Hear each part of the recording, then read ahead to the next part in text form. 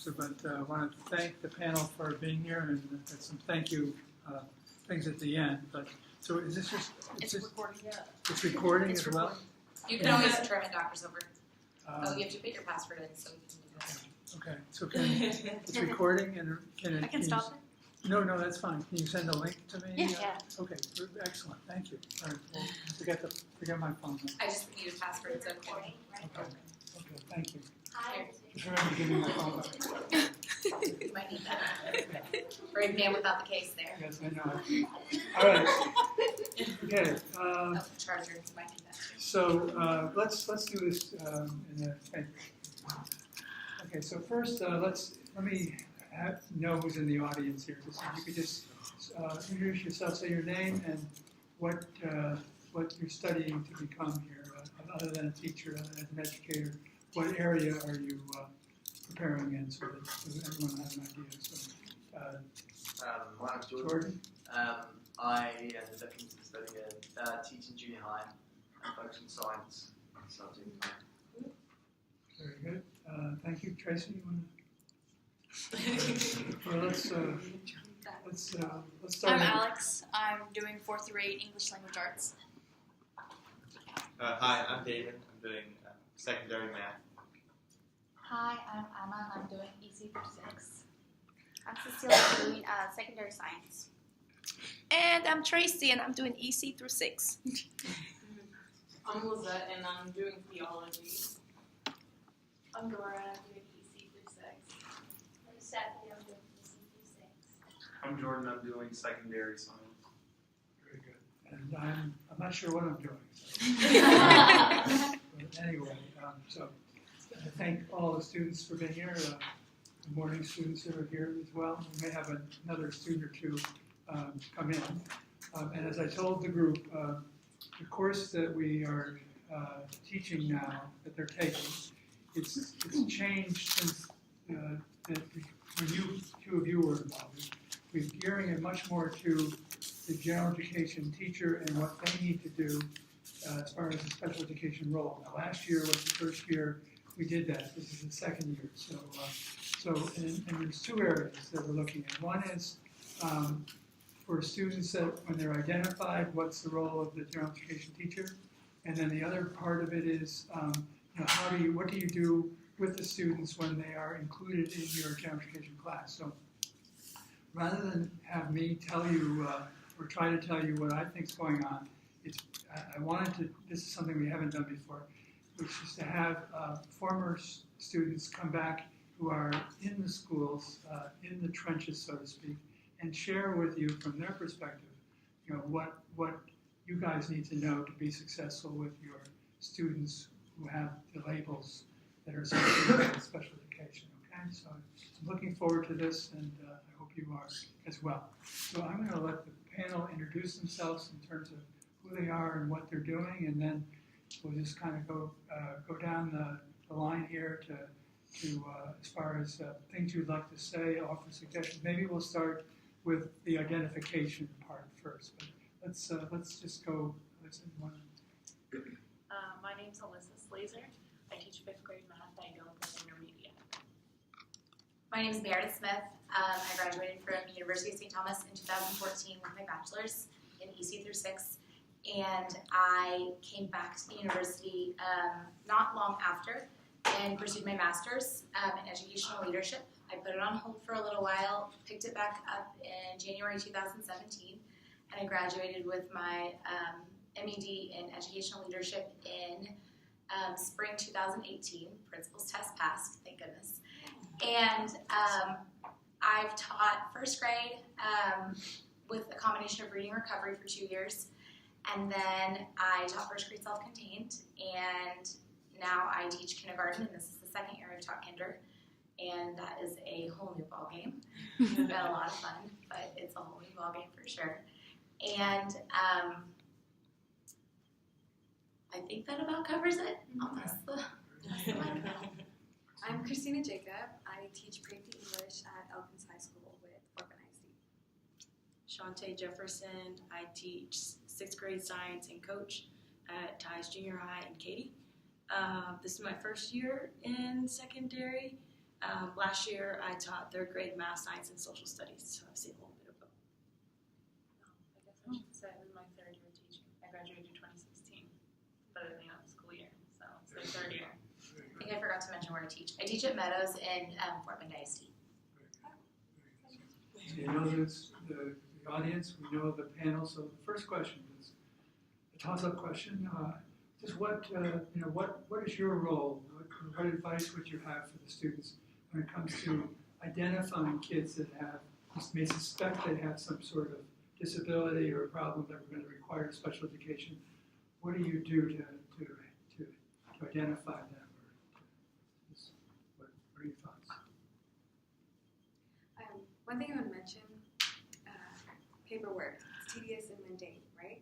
When you get that stack of papers and it tells you all the information about students that need extra time and all that assistance or whatever, it's always good to keep in check with it and to continue to document, because it gets you, like, especially if you let it just sit there and it kind of just like piles up. And so I started, especially my second year teaching, I started making an effort to get to know the special ed department, because some of that stuff you're not going to understand. And as you talk about in special ed, there's a lot of acronyms, right? There's so many acronyms that you're sitting there like, I don't know what this is.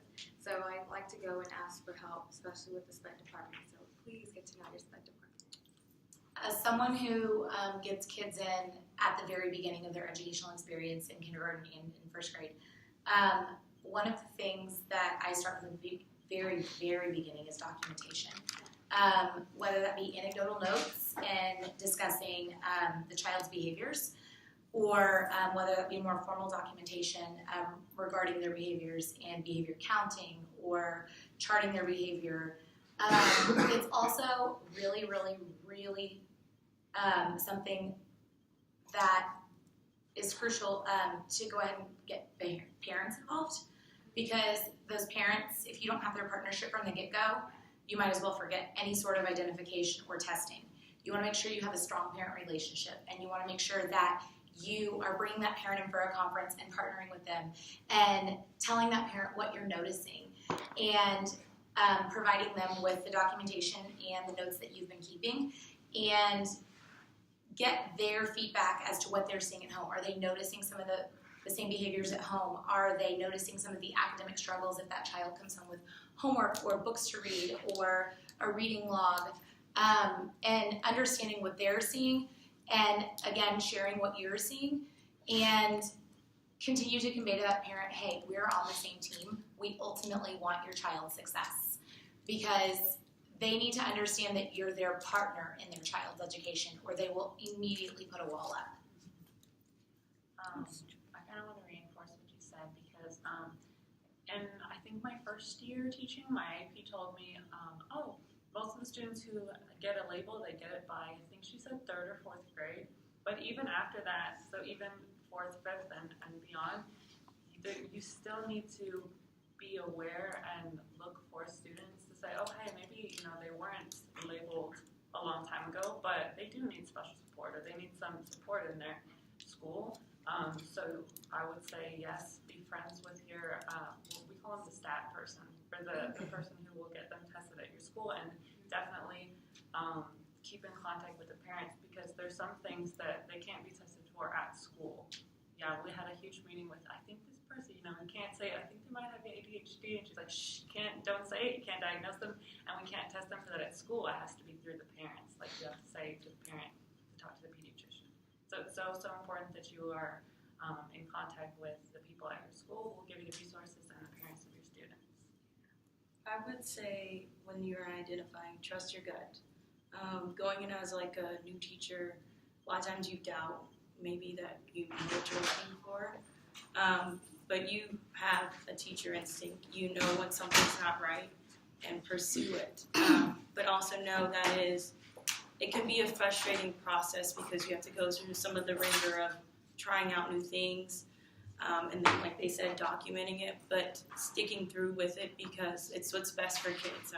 Every day we talk about, is this what's best for kids, and you have to remind yourself of that, especially when you get in those moments of like, oh, I'm so tired of doing so-and-so's behavior chart, or like in middle school or high school, I'm so tired of so-and-so's behavior. You have to stick through and know that it will get better, and the end goal is getting them the tools to make them successful in whatever way that is. And then I'd also say it is a team effort. In elementary school, it looks a little different than it does in middle school. I'm still learning the ropes. But talk to your teammates. Like, I know in middle school and high school, it's like departments. And I went to 504 and art, and I was like, there's a teacher talking about, an English teacher saying, oh, I think he has dyslexia. And I'm like, well, yada, yada. And I was like, what? What are you talking about, you know? In elementary school, it's more personal level. I read with them every day. I talked to my door partner, so I was very adept to what was going on in reading that was affecting math. But when I got to middle school, I don't get that time with them like I did in elementary school, so I don't hear them read aloud all the time. I don't know as much on them on a personal level as I want to, just because it's the nature of the job. But if you're in another department, talk to those people. It's like, hey, have you noticed this in so-and-so? And chances are, they probably have. So don't be afraid to ask someone, hey, have you noticed this, so that you can get on that path. And especially, like she said, the earlier the better. So if you get to middle school and you're documenting stuff that's a big deal, it's good to get multiple evidence from people and get that push so they can get those tools. So that's what I would say for those two things.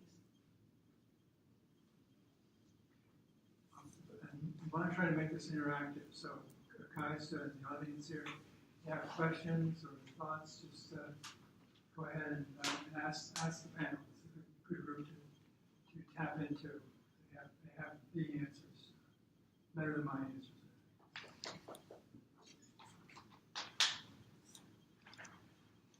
Okay, when do you guys find time to document I don't know about you guys, but I try to do it during my conference period. conference? The time in general as a teacher just escapes you, and then all of a sudden you look at the clock. And I teach high school at 10th grade, so we get out at 2:45.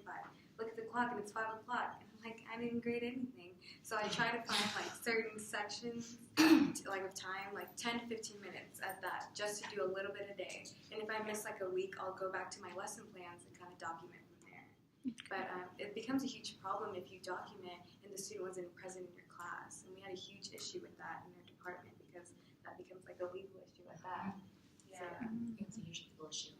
For me, I do most of my documentation after school hours. So, but it's impossible to remember everything that happens throughout the day. I know that for us, if it's behavior, we have like a citation form, and I will write the time. Or if it wasn't something that would merit like a citation, but I just noticed, hey, the student was really distracted a lot, I would write myself a sticky note and then stick it on my binder. I have so many binders. So I'll write myself a sticky note and then later fill out my little documentation form at the end. So for me, during guided reading, guided math, guided writing, even whole group, I keep a section in every binder for a guided group, and every section is a group, and I have color-coded paper because I'm very color-coded, and I have color-coded paper in which I have anecdotal notes for every week, and I have literally 8 boxes, and I put every child's name, even though I don't have 8 kids in a guided group typically, I have maximum 6. And I'll put the kid's name at the top of the box, and if it's reading level, if it's math, like whatever we're focusing on. And I've developed my own shorthand to denote like behaviors or struggles or celebrations, things I'm noticing, growth that they've possibly made. And I'll go back later on if that child needs formal documentation for something, whether that be the end of the day, the end of the week, and I'll implement it into like a log. But I make sure that in that particular box, I put a date on there so I know exactly when this occurred. So if I need to go to some sort of a meeting regarding this child, whether that be a conference or like a staffing, that I'm able to refer to it and say, well, on this date I saw this, but this child's being incredibly inconsistent because on this date I saw this.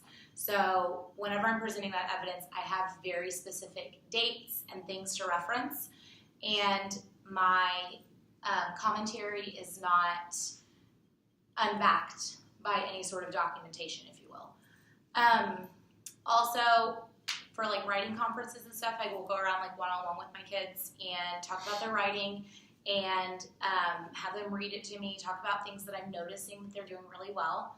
We call them their glows. and then anything that they are struggling with or things that they could work on, their grows. And I'll document on my conferencing sheet, so I just keep all of my kids on one sheet. Originally, I was doing like 4 to 5 kids on one sheet, but the flip game was just too much. So it was just a lot easier to go ahead and keep them all on one sheet and then do abbreviations or shorthand or sometimes pictures, depending on what it is, and be able to go back and reference that later. For me, when I did elementary school, I used to keep a binder, and they all had a number in each of my classes, and just be 1 through 30, and I'd keep all of their work. And then when they were in small group, I'd have a little sheet, and they'd be like, okay, so talk to me about this, and I'd write little shorthand notes, and then compile them from the week and trying to get an idea of, okay, are they moving on?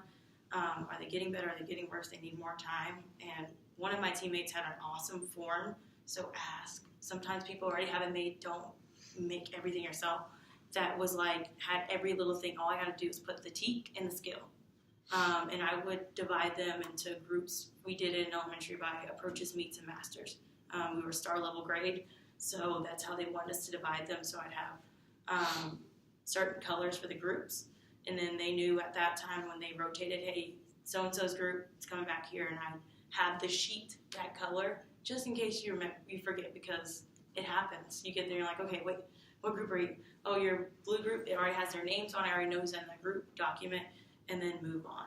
And I'd also keep a little notebook, and I'd write, like if I noticed something weird during a test, our whole group of so-and-so was like way off kilter today, or so-and-so was like not themselves, and just write it down real quickly, and I could flip back to those little records. What I do in middle school was I have an accommodation grid. It literally has all the students by period and what accommodations they get. And checkbox, I can send it to you, don't worry, sharing is caring. And all the other things that you can't check on there, you can add the extra ones, like one of my kids gets an extra hour for a test, which is not a usual one, but then there's a lot of kids who get tests read orally, so that's a regular checkbox. So I reference that, and then some people have made Excel sheets for, like, mine's really SPED friend. I have one SPED friend that's in my pre-P class that I have to document for, and I have just a sheet. I just check off each day, I did this or didn't do this. And I keep it all in one binder. And then when the test day comes around, I flip it open, I can check and say, oh, I did this, so-and-so got this, they got everything they needed, as a quick reference. Because when you have 150 plus kids, you're not going to remember. So I have all that way to kind of help me. And I got the accommodation grid from someone else, like I said. I just put in the information. But like she said earlier, go through and read that paperwork.